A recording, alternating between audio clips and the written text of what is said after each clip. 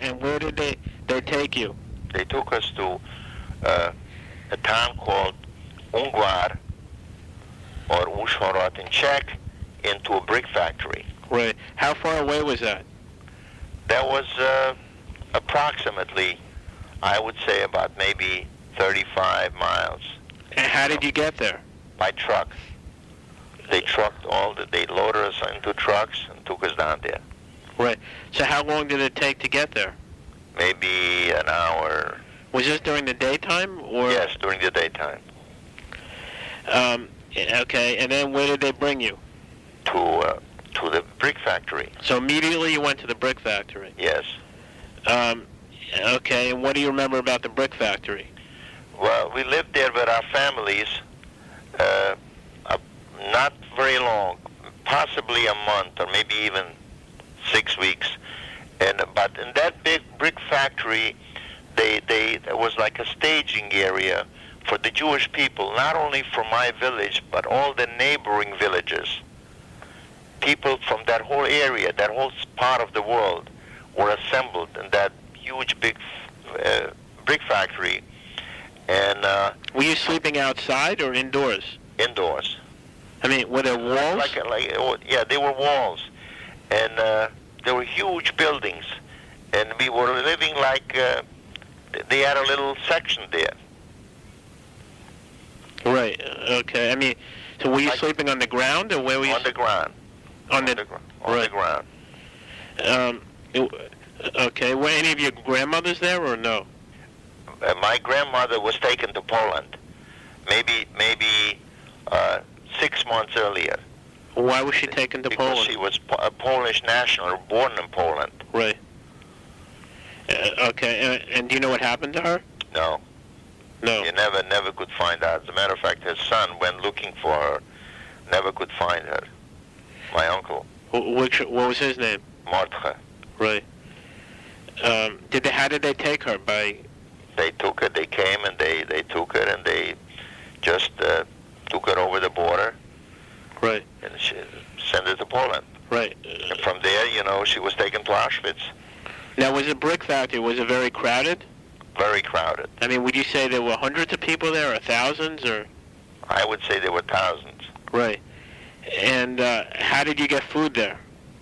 They were issuing fruit. My father went every day, and they brought food. I don't know where it came from, but we did get some food. Right. Now, were you wearing a star or an armband?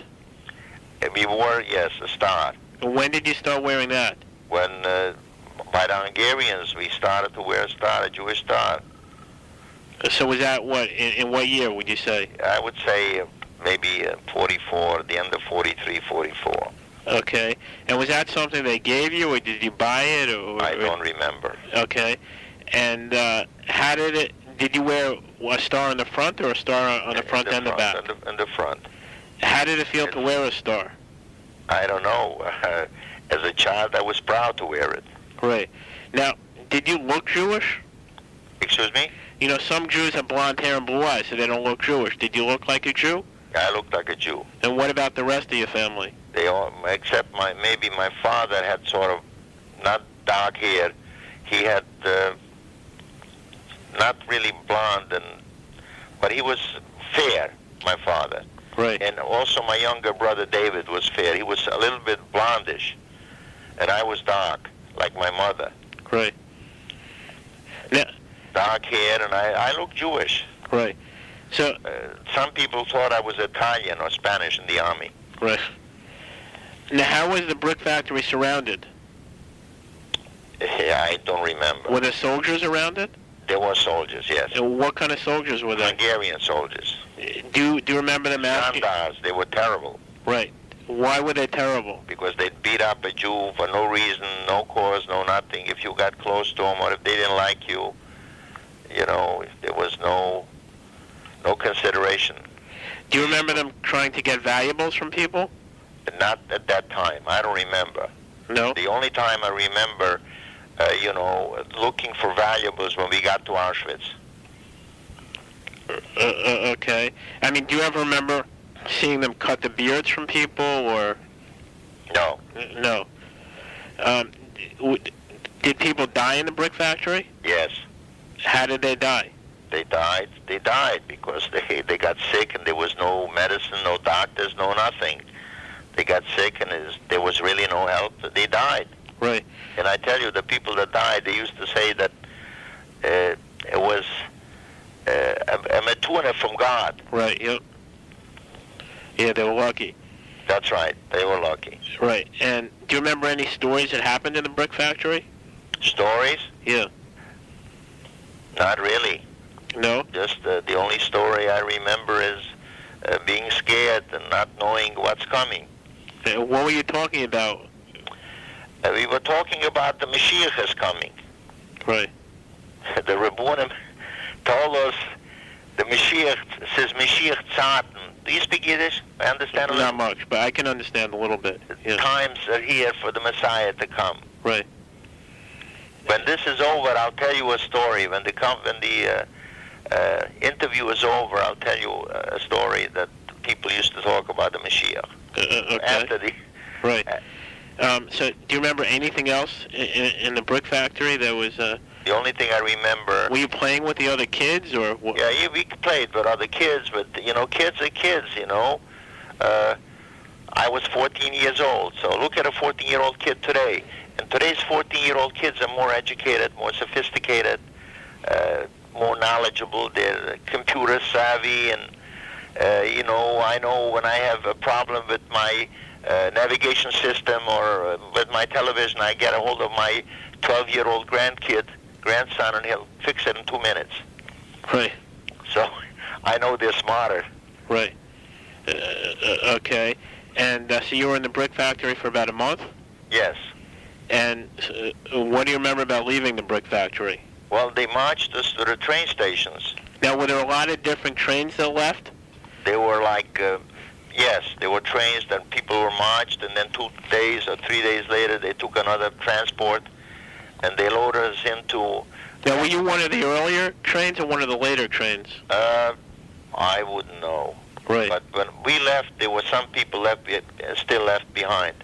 Right, okay. So, and did you leave during what time of the day did you leave? It was daytime. Daytime? Daytime. We were marched to the... train station? Train stations, and we were loaded into these cattle cars, and they locked them up. And we must have been in there maybe 3 or 4 days. And when the cattle car, with no food, no water... You didn't bring any food with you? Well, the only thing that we brought with us, we could carry something, but they didn't give us anything. And now, who was guarding the train when you got to the train? Who was guarding the trains? Yeah. Was that Germans, or was it... No, we're Hungarians. Hungarians? Hungarians. And was this a big, long cattle train? Yes. And your whole family was together in one car? Yes. Could you sit down? Yes. And now, do you remember... When you walked in the front door of the train, were you on the right side or the left side? Were you in the middle? Were you in the corner? We were just loaded into the train like from the side of the train. And I honestly don't remember, who was what or where. The only thing I know, we were all in the same cattle car. Did you remember who you were sitting next to, or? Maybe next to my father. Right. Were there any windows in the car? No. No. And what did they use for a bathroom? There were no bathrooms. So how did people go to the bathroom? They went to the bathroom right in the train. Right. Okay. We were treated like animals. As a matter of fact, animals are treated better than the Jewish people were treated in those days. Was it very hot in the train? It was very hot. And what were people talking about in the train? Were people praying, or what were they doing? Praying. Right. Was it very noisy in the train, or were people quiet, or? At some points, it was so quiet you could hear a pin drop. And where were the soldiers when you were in the car? Well, we didn't see them. They were outside somewhere because the cars were locked. We couldn't get out. Did they ever open the doors? They opened the doors when we arrived in Auschwitz. And how many days were you on the train? I would say about maybe 3 or 4 days. Did anybody know where you were going? No. Were people trying to figure that out? I don't remember. Did anyone die? Nobody knew. Did anyone die in the car? Yes. In your car? In my car. Right. Was that an old person, or? An older person, yes. Right. And what did they do with the body when the person died? Well, I have no idea. They did with the rest of the bodies once we got to Auschwitz. Right. Okay, so did the train stop a lot on the way? Yes. And would it just sit there? And Would sit there, and many times you heard music outside and trying to sort of figure out where we were, but it was just guesswork. Nobody knew where we were going. No one... Maybe they didn't know. I didn't know. No. So, where did you think you were going? We thought we were going to some place that will be working slave labor. Right. Okay. And how did you... And you got no water in the train? No. They never opened the doors and gave you water? No. So that must have been a very difficult trip. It was awful. Right. So, what do you remember about arriving in Auschwitz? Well, when we arrived in Auschwitz, they opened the doors. Was it daytime or nighttime? Daytime. And what did you see? We seen men in those striped clothes that were there, and a lot of people, Jewish people. And we seen Nazis. At this time, we've seen Nazis already, not Hungarians. We've seen German, and SS or Gestapo on the train, and everybody had to get out. And once we got out of the train, they told us to line up and start marching to the front. And as we marched to the front, they separated the men from the women, the old from the young. A lot of people came up to my mother and other Jewish women and told them to give the children to our grandparents. Right. But they wouldn't do it. Right. They went with the children. Right. And I went with my father. My father was holding my hand. So. And I went with also younger men and women went one way, and older and women with children went another way. So who did your mother go with? With my grandparents, with my grandmother, and my two brothers. I thought your grandmother was sent to Poland. No, not the Hannah. My mother's mother. Oh, so Gittel? Yes. Okay. Hannah came with us to Auschwitz. Right. And also my Aunt Rivka and all the cousins. And I went with my father. And, so who did David go with? With my mother. Right, okay, so that... He was too young. Right. Okay. I thought I almost went that way too. Right. Were you big for your age? I was a big kid, yes. Right. And so you went with your... Do you remember like a selection or Mengele or... I've seen Mengele personally. He came almost face to face with me. Right. At one point in the camp. Right. When we were separated, the men and women that were selected to go to work were driven into a very long barracks. And when we got into the barracks, they told the women to go on one side and the men to the other side. Right. And they had like a little bit of an elevation, like a little bit of a platform on both sides of that long barrack. It was a huge long barracks. Right. And when we got onto the platform, I stood next to my father, and on one side the men were standing on one side and the women on the other side. And the Nazis came inside and they hollered in German, Gold, Gold. I'll tell you in German, they said, Gold, Geld und Wertsachen abgeben.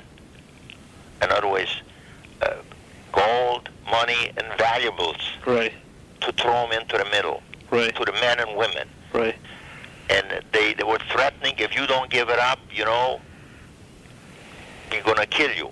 Do you remember people asking for valuables when you were on the train? No. No.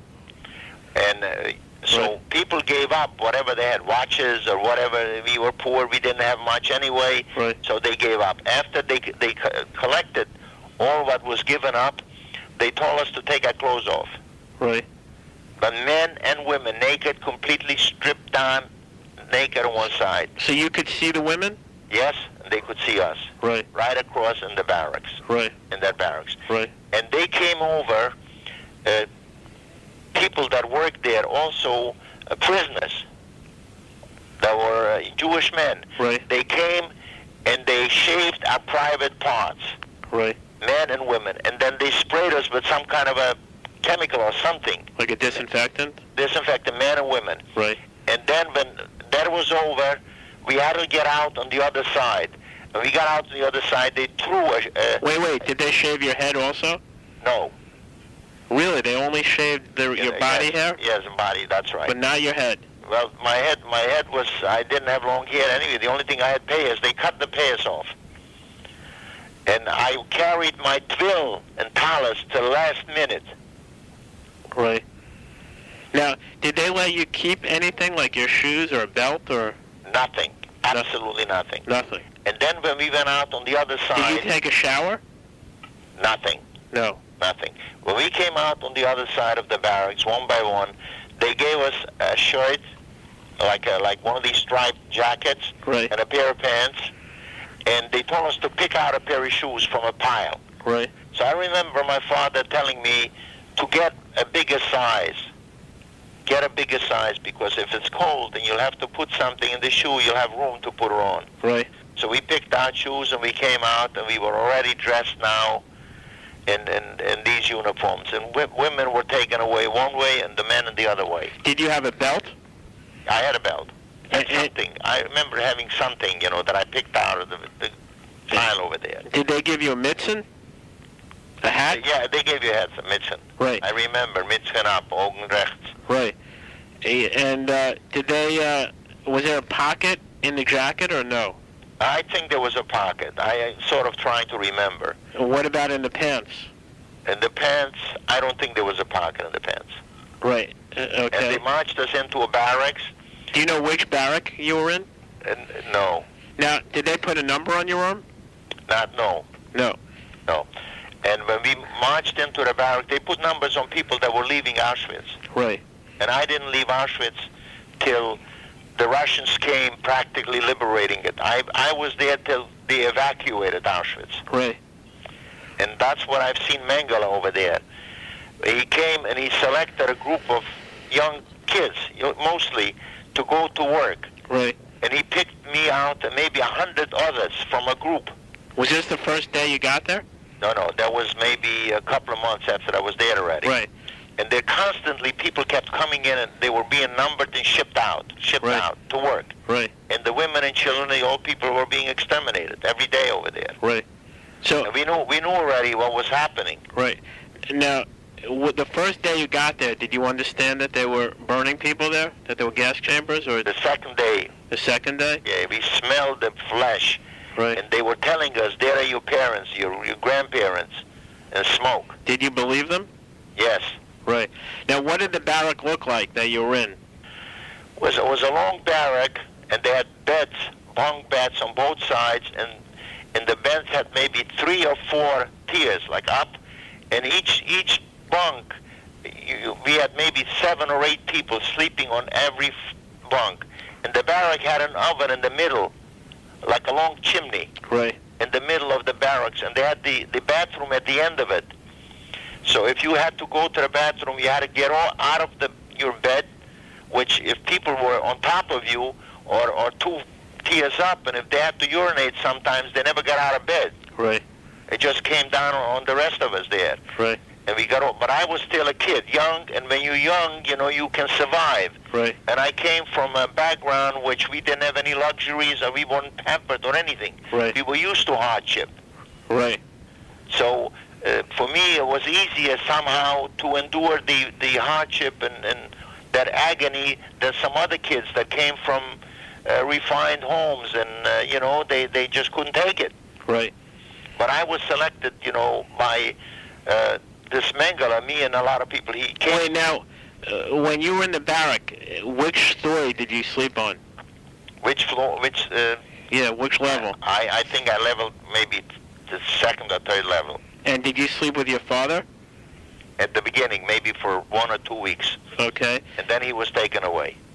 How was he taken away? He was selected. They tattooed him and took him away with a lot of other men. So was he taken for work someplace? Yes. And did you ever see him again? No, he died. I was told by people that they'd seen him. He got sick and he died. Right. Okay. And did you have a blanket there? Yeah, they gave us blankets. Yeah. We had a blanket. Was it a straw or a pillow or? I don't think there was anything on those blankets. Just wooden boards. Did you have Like any possessions at all? Nothing. Nothing. I had, like a little plate and a spoon. Okay. Now, the spoon, did you sharpen the end of the spoon to make it a knife? No. No. And what kind of plate was it? A plate like, I don't know where they got it, but it was a plate. I mean, was it... It was a tin plate. So was it silver colored, or was it red, or... It was silver colored, I would say. And where did you keep the plate? With me. That was every time they were serving us that slob, you had to have it to get the food in, otherwise you weren't eating it. And at night, did you sleep with your shoes on or off? Oh, my shoes on. Right. Because if you took them off, you may never get them back. Now, did everyone in the bunk, did they sleep in the same direction, or was it in different directions? Well, if one turned over, everybody had to turn over. I mean, were you sleeping with your head facing the middle of the barrack, or towards the wall? Facing to one end. Okay. So, not to the wall and not to the middle. Right, okay. And you slept with your shoes on? Yes. Okay, and now, when you woke up in the morning, what happened? We were taken out to the front of the barracks, and a Nazi came to count, and they called that Zählerpell. Right. We were lined up, and this guy came. We had one of the Jewish capos that worked with the Nazis, and sometimes he was as bad as the Nazis. He wore a band. Right. And he was like in charge, and he lined us up, and then the Germans came, and when they came, they hollered, the capo hollered, Achtung, stillgestand, right. Stand still. Right. And then he hollered, Augen rechts, eyes right, and then he hollered, Mitzchen up. That means you take your head off, right. Your cap. Yep. And look to one side. And this guy came, and we were lined up in column of 4s or 5, and he came and he counted. Right. Every day, every morning that happened. How long did that take? It took maybe sometimes hours, 2-3 hours sometimes. And did you have to stand, or could you sit down? Just stand there. Right. And after counting, we went to eat. They came with one of these cans, those merman cans, and whatever they had there, I don't know what kind of a slob they had there, but whatever they gave us, we ate, and that was it. What kind of food did they give you in the morning? What kind of food? Yeah, in the morning. The same thing they gave us for lunch and dinner, whatever. I don't even remember, but I don't remember. I remember it was slob, whatever it was, and they gave you one spoonful, and that was it, you ate. Did they give you bread or coffee, or? They did no such thing as bread or coffee. You don't... Yeah, sometimes they gave us bread. They came, bread, they looked like bricks, and they gave us a hunk of bread. Right. Just enough to survive. Now, did you eat that all at once, or did you save it? All at once. Right. Now, did you know some of the other people there, or you were with your father. Did you know any of the other people from home, or no? No, not really. No one? No one. So when your father disappeared... We were separated. Most of the old people and the children went one way, and my father and a few men, came, and eventually they were separated. They kept separating every day. They kept coming in and picking out men, to go, and the women too. Did you make an effort to go with your father? I tried, but my father tried to take me. Right. But they stopped me right away. So, was there a selection when that happened? There was a selection. They took men, I suppose, for work, to work in some of these factories, slave labor. Do you think they asked him his occupation or anything, or why do you think he was taken? I don't think they asked anything, or maybe they looked for specialists, for doctors or whatever. But we had doctors with us, doctors and lawyers and very educated people. They were the same as everybody else over there. Right. Now, there was no preferential treatment that I know of. Now, was there someone who was head of the barrack? Yes. And who was that? He was a Jewish man, and they called him a Gapo. Right. And do you remember his name? No. Where was he from? He was from Poland, somewhere. I think he was from Litzmannstadt, Lodz. Did he have his own room? No. So he slept with the other people? Yes, but he maybe had some privileges. He had privileges that the Nazis gave him, maybe a bunk by himself or some other things. Right. Was he mean or was he nice? He was mean. Why? That's a good question. That's what I asked all the time. Why was he mean? He had to prove to the Nazis that he was. Maybe he wasn't mean. Maybe he had to do what he had to do. But what did he do that made him mean? He made everybody adhere to certain very strict rules and whatever rules they were over there in the camp. Do you remember any of the rules? Well, you had to behave yourself. You had to do what you're told, and really, there were nothing special that we had to do at the camp, except live there in that swallow and starve to death and wait to be exterminated. Right. Did they count you twice a day or only once? Sometimes they counted twice a day, and sometimes 3 times a day. Right. Because there were some people, I suppose, that escaped. Right. Do you remember hearing the music playing? Yes. Was that close to where you were, or? We heard music play, and we had Jewish men, Chazan, who was in our camp. I remember him singing, and even today, his song sort of is in my head, and he sort of sang and he prayed so beautiful, and I used to love to go and listen. Do you remember what kind of song? I know his name was Chesky Roop, right? And he was from Minkaj, and he sang this Jewish song, a prayer he was singing. Do you remember the name of the song, or? Yes. What was it? It was in Hebrew, Habeit min hashumayim yirei. Right. If you speak, you understand? No, go ahead. So, okay. It means, Habeit, take a look from the heavens and see. Ki huyinu lag vukeles. We are equal to like sheep. Vukeles vagoyim nechshavnu katzoin latevach. We are like sheep, ready to be slaughtered amongst strange people. Let me try to think of that. I'm trying to think of the rest of that thing because sometimes, I get depressed and I think back and that sort of comes back to me. Right. He was a very old man? He was a young man. Oh. En de fremde zoeken, als een edel mega jeder schlugen. The stranger, the Germans say that a Jew, anybody can beat and make the Jew suffer because the Jew has no one to complain to, no one to defend him. And then he said, God in you, oh God, is that fair? And he used to sing that like in the evening sometimes, and we used to listen and cry. Right. Honestly, I thought that I would never come out of it in Auschwitz. I was sort of... Did you know that your mother had been killed and that your brothers... Yes.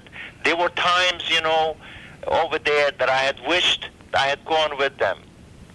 Right. I didn't want to go on. Right. And what do you remember about the wire around the camp? The electric wire? Electric wires. And guard towers and... Guard towers and electric wires. And they were very, very mean, and even to look at those things, intimidating and scare.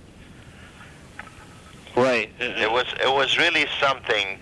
I don't know if you've seen or visited some of these places. Right. But they were horrific, awful things, We have prisoners here. We have prisons in this country and in other countries. Nothing was, nothing like those death camps. Right. They were really awful. Right. Scary, and, they were sort of built, to exterminate the Jewish people, all of the Jewish people. Yeah.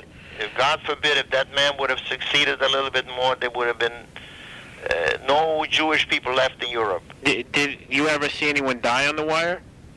No. No. And do you remember, did they ever shoot from the guard towers? Many times. Okay. Now, what do you remember about the bathrooms there? Well, the bathrooms were at the end of the barracks. You had to go down from your bunk and walk all the way down to the end of the barracks, and go to the bathroom, and sometimes stand in line. Could you stay in there as long as you wanted? You didn't want to stay there too long because there were people waiting for you to get up and move. Right. Okay. And I've seen them people come and just shoot them with a revolver at close range for somebody saying something. right. And the Germans say, "Du Schwein, du verfluchte Jude, you pig, you cursed Jew," and take out a revolver and just shoot them like nothing. Okay. Can you imagine as a human being, as living in this great country, and with our civil rights, and knowing the Constitution is the law of the land, and being, having lived through a thing like that, or a thing like that happening to other human beings? Is it possible? No. I don't know. No, when you look out the window, it's hard to believe that you were in a place like that. I can't myself now, after all these years, and and having lived in this country for so many years, and coming out, and really I have a great family, and I have a great business, and I consider myself pretty successful here, and thinking back, and I says, my God, how could a thing have happened? How could a thing like that have happened? I mean, to murder, even the people that commit those murders, what kind of people could do that? Right. I mean, if my life depended on it, I couldn't kill another human being or a child. Right. Did you work at all in Auschwitz? No, never. Never. So what did you do during the day? What I did for a while, maybe 2 months or so, I was giving blood. They came and they took blood from me, and it was so funny. When I was giving blood, the guy who took my blood, I had to tell him where I felt warm. And somehow when they drain the blood of you, you start feeling warm up your legs and up your chest. Right. And when I started feeling warm, like by my heart, he stopped. Right. And after a while, I learned to cheat. Oh, you would tell him that you're feeling warm. Yeah. Now, who did that? Also one of the prisoners, but he was like with a white coat. I don't know. I guess they collected blood from a lot of young people for the Nazis. Oh, for the soldiers? For the soldiers. Right. Now, did you volunteer to do that? No. No, they took a blood sample, and then they came back, and they selected you to give blood. So, did they know who you were, and you had to keep going, or did you sometimes... I had a number, like a little plate. Right. So who selected you to give blood? Do you remember? Yeah, they had people like prisoners like ourselves that worked for the Nazis. And did they take a lot of blood from you? Yes. Right. I think once a week or once every 2 weeks they came. And not only for me, there were hundreds of other kids that were given blood. Did you feel like very dizzy after they did that? And not really. No. And do you think they used a sterilized needle or no? I have no idea. No. Where was that done? Was that done in Auschwitz? But was it done in the barrack where they did that, or did you go in the barracks? In the barrack? Yes. Okay. And so, what were you talking about with each other, with the other people? What did we talk about? Yeah. That's a good question. We talked about the Mashiach was given, or there's no escape, or how long can they keep us alive, and what's happening. And we were sort of, not living anymore, like living corpses. Yeah. And sort of resigned ourselves to, there was no escape, no getting away from it. But now you were from Czechoslovakia, like Hungary. Hungary. Where were the other people from in the barrack? Well, mostly the ones that I was with over there were mostly from Hungary. A lot of from different parts of Hungary. Right. And also there were people there they called the Sonderkommande. Right. Sonderkommande is people that worked in the crematoriums. But did you have anything to do with them? We talked to them, and they knew from time to time they exterminated them and took a new group and selected a new crew. But I thought that they were kept separate from the rest of the prisoners. Separate. So how were you able to talk to them? But they sometimes, they were marching through our areas and they were throwing us food. Right. Okay. So you were able to talk to them a little, or? We talked to them, and we knew who they were. Right. And do you ever remember people smoking cigarettes? Yes. And how did they get cigarettes? I have no idea. And I remember I was there when they killed the gypsies. Right. And the gypsy, as a matter of fact, my camp, lager is a camp, was right next door to the Zigeuner lager, next to the gypsy. And one day they just came and took all the gypsies and they exterminated them. And did you know that that's what happened to them? We knew after it happened to them, So not while it was happening to them. the gypsies, And also they were resisting and fighting back a little bit. was that at night that happened? It happened, I think it happened at night. And how do you know they were resisting and fighting back? Because we heard, shootings and stuff like that. Right. In the gypsy lager. And that was whole families? Yeah, the gypsy families, whole families were there. Right. Okay. Do you remember taking a shower when you were in Auschwitz? No. No. Did you ever trade things with other people? Did you ever give someone soup for bread or? I never had anything to trade with. No? I just, I was, practically naked and barefooted practically with really nothing to trade with, nothing with nothing. Right. I was just with other kids, and we were talking about, the background. When we were over there, we said how good we had it before, although it was, a very poor, nothing life, that we didn't have anything of substance, nothing except, family and ourselves. But it was so wonderful before, that's all this thing happened. You could eat a piece of bread. And I said, oh my God, before I die, let me fill my belly with bread one more time. Now, after your father left, who were you staying together with? With another group like myself and others. Did you know any of these people? Well, we got to know them over there, but not like a personal, I can't describe the feeling. It was like an emptiness, like a void. Nothing mattered anymore. But how could you survive just all by yourself? It wasn't by myself. I mean, there was so many others like me. But didn't you need to help each other out in some ways? We did. If we could help. If one fell down, there were 3 other kids that tried to raise him up and help. Right. Did you remember people stealing from each other? Food or arguing over food or? I never stole from anybody, and nobody ever stole from me. Right. Did you ever see any hangings there or? No. No? I know sometimes while I was there, and I finished my food and I stayed on the sidelines to see if there was any left over to go for seconds. And sometimes we took a dash, to grab some extra food or something. Right. And I would be also amongst these other kids, rushing in to get, and sometimes I succeeded by getting an extra portion. Right. Sometimes others did it, but that was the life. And I don't know why, how hard and how awful and how miserable everything was, and still you try to hang on to life. Do you remember being punished or hit there? No. No. I was maybe being hit, sometimes smacked, when I was pushing myself to get some extra food.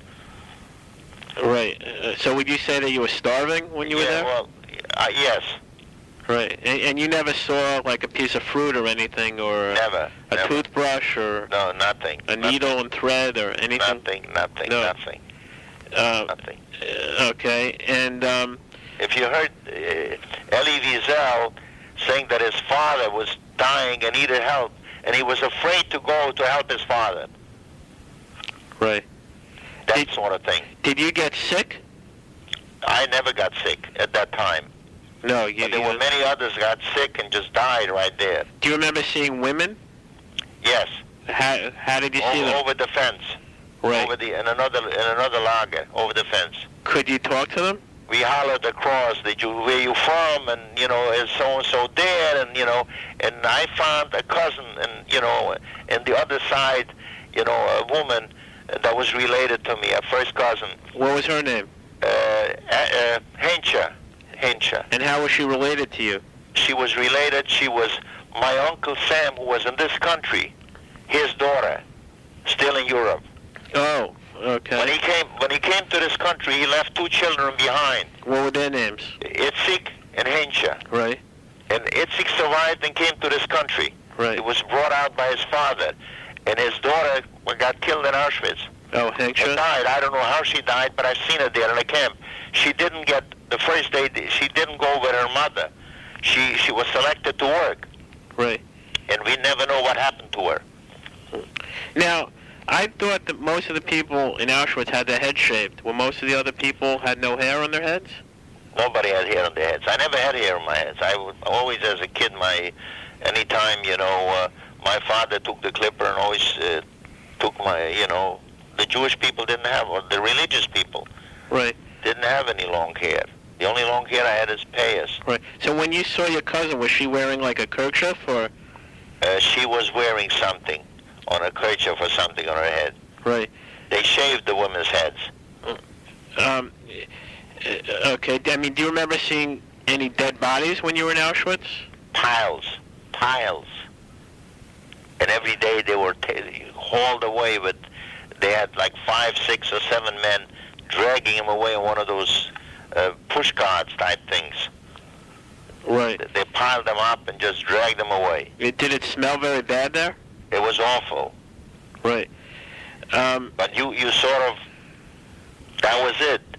That was, I don't know what it was. I'm trying to think of some words to describe, but I can't. I just not, Many times I was asked to speak about, my experiences in the camps and in the old countries, and I sort of never wanted to get into it or talk about it. But finally, the last 2 years, I changed my sort of mind, and people were telling me, you have to talk about it. So my grandson, I have a grandson who lives in Scarsdale, and he came to me and he told me they're studying the Holocaust in school. Would I come and talk about it? So I told him, I says, I'm not a public speaker. Daniel, I says, I'm not a public speaker. I can't go and speak in public in front of a group of people there. So he says he's sorry, but he told them in the class there that his grandpa is a survivor and he's going to ask me. So my son told me, his son or my grandson is going to feel that, he's lying or he's, not telling, the story right. So I said, okay, I'm going to go. I'll go and I'll talk about it. Great. So I did finally manage to go, and I was pretty nervous because, again, I said I'm not a public speaker, but I managed to go and talk about it. So how did that feel? It didn't feel in the beginning. It felt, very depressing and hard. Right. But, once you get into it and the kids got interested and they started asking questions, so I sort of calmed myself and spoke about it. Because I think even now, I'm going to be 80 years old, but I think back, many times I go to sleep at night and I lay on my pillow and think back, and I can see my mother and my father, right? Like I see them, and I see what had happened, how they were murdered, and I start sweating my neck, and I have to get out of bed. I can't stay in bed. Right. And walk around or do something, read or watch television just to get it out of my head. And it's so many years later. Right. You can never get over it. I think that most people that came out of it, there's something wrong with us. We can't be normal. Right. Well, you had everything taken away. Not only that, taken away, not only the possessions, the life, the pride, right. Everything. And you were just regular people. That's right. It isn't like you were prisoners who did something. You didn't do nothing. Were just, before you went there, you were just didn't know anything. You didn't know that. So it was like someone came to your house today, somebody, and they took you out and they brought you to a place like that. That's pretty traumatic. It's just awful. I can't. Sometimes it's just unbelievable. I don't believe it. It's like a nightmare. You wake up and you scream. What's happening? Now, do you remember selections in Auschwitz? Not really. You said you remembered Mengele. Yeah, Mengele, yeah. Well, he came and he looked for a group of men to work in a factory, and he called it Landeshut Commander Landeshut. And we were lined up maybe 300-400. And he came through the line and he said, you do do, and there were 2 or 3 Gestapo soldiers right following him. And when he pointed a finger at you, they grabbed you and crossed into another line. Right. And when they grabbed us, I thought that we were going to be used for medicine or trying to operate on you or experiment on you or something like that. Did you know they were doing that? Yeah, we knew that they were talking about that, so I thought, oh, we're next, that they're going to do that because we knew he was a doctor. Right. And when we were selected, they marched us off, and they called us from now on, and we were taken away from the other group. Right. That other group was left in the barracks, and we were marched off to another barracks, to another section, and they told us when they called Landeshutkommande that we belonged to Landeshutkommande. Right. And we were going to go to work. Right. And we were going to go to Berlin to clean the streets, the rubble, and that stuff like that. So, but that never happened because the Russians came so close, and then we had to evacuate.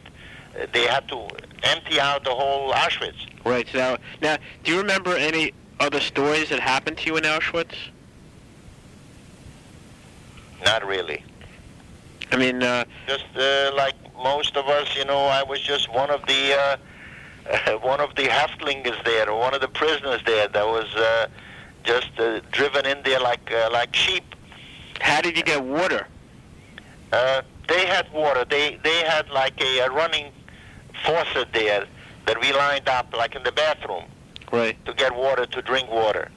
Now, you didn't eat very much, so I can't imagine you went to the bathroom very much. I used to go to the bathroom maybe twice a week. Right. So not. Now, I mean, were you always unhappy the whole time you were there, or did you make friends there, or? I was very depressed and very miserable, and I cried a lot. Right. I cried a lot. I mean, was there like one person you stayed together with? Not really. I mean, I stayed together with a whole group of Jewish people, and there were some who were also non-Jews. But when we marched out of Auschwitz. Now, did you know that the Germans were losing the war when you were in Auschwitz? When we were in Auschwitz already, we knew that they were being beaten. Now, do you? We knew already in Auschwitz that they were losing.